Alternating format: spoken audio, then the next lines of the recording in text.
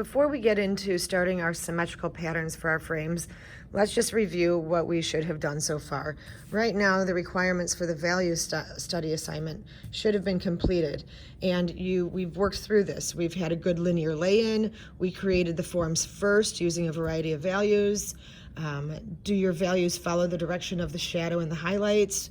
Are the walls vertical? Is the ground horizontal? Or maybe if there's hills, is it diagonal? Any spheres were round, straight cubes, etc. And did you apply texture on top of the values with enough detail? If not, please watch the Proco video again on the hair and how he shades it in first using forms and then adds texture on top of it. And we'll get to that worksheet in a minute, but right now that looks like this.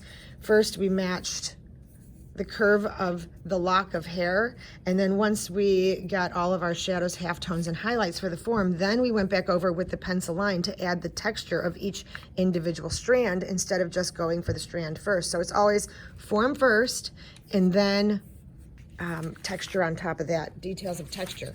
We are going to start this part, the requirements for our frame. Here are the requirements. The pattern is the pattern that you make symmetrical, both horizontally and vertically. Does the pattern cover the entire frame surface? The values, are they equal amounts of values when you apply them at the end? Equal amounts of white, grays, and black, so it looks three-dimensional. And does the symmetrical pattern break down from large shapes to smaller shapes and details? We want no blank areas. What we had done before was we took this staple out of this packet and we worked our way through it. And this was our example of flat shapes over here, and when we added values, it became more three-dimensional looking.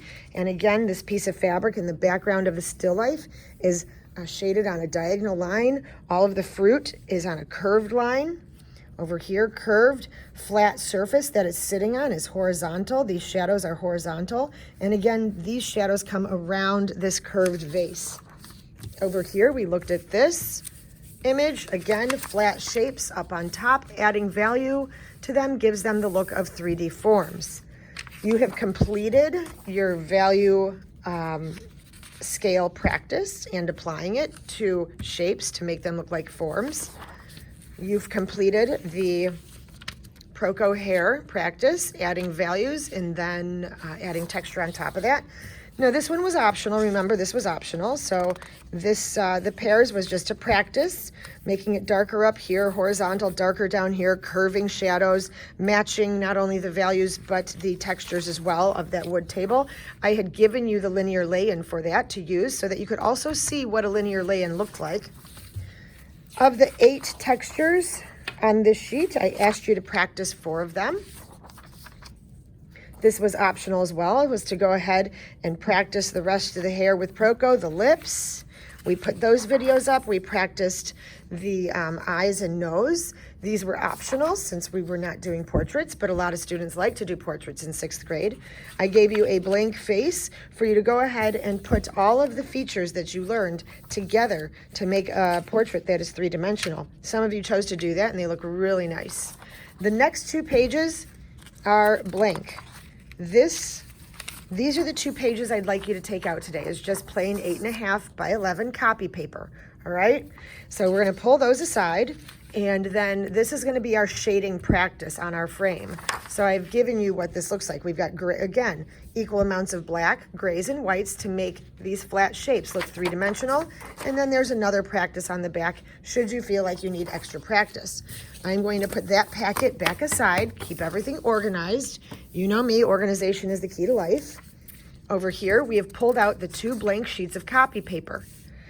Inside this gray folder here, and the gray sheet was so that we could tape our projects onto these and hold them up, and we wouldn't get to photograph them and we wouldn't get our fingers in the photos. So we saved that for any backgrounds.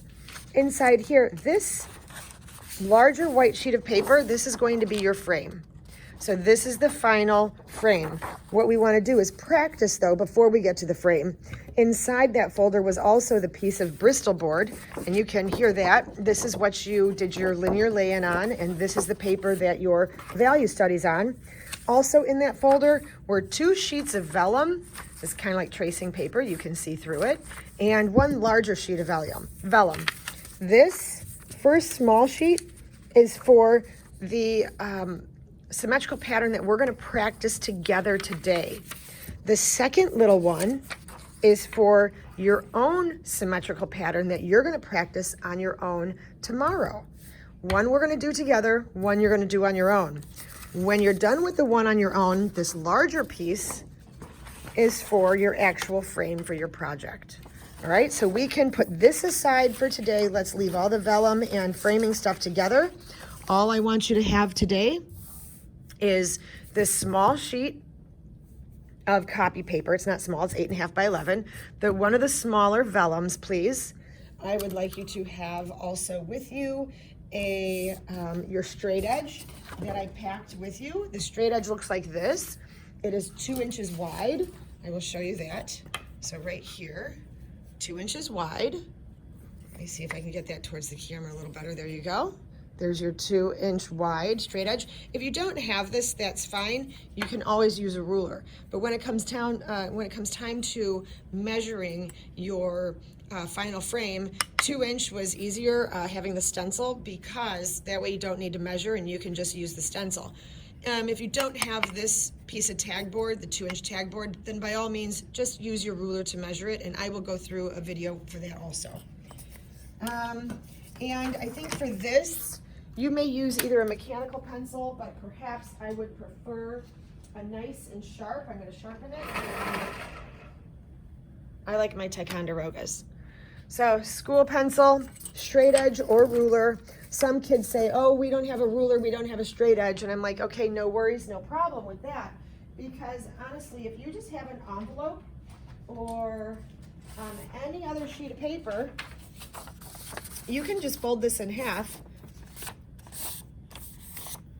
and use this nice thick folded part to make a straight line.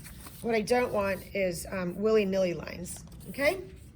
So now that you have your supplies, you can pause the video. Actually, the video is going to end soon. So these are your tools for today, all right? Any straight edge, ruler, envelope. Envelopes have a nice straight edge on them. I'll show you one from my desk. I think I have an envelope in here. There we go. See, envelopes have a nice crispy straight edge for you to follow along. Some junk mail, postcards that come in the mail, whatever. But here's what you need. If you go get that out, I will take a pause on this video before we start our symmetry video.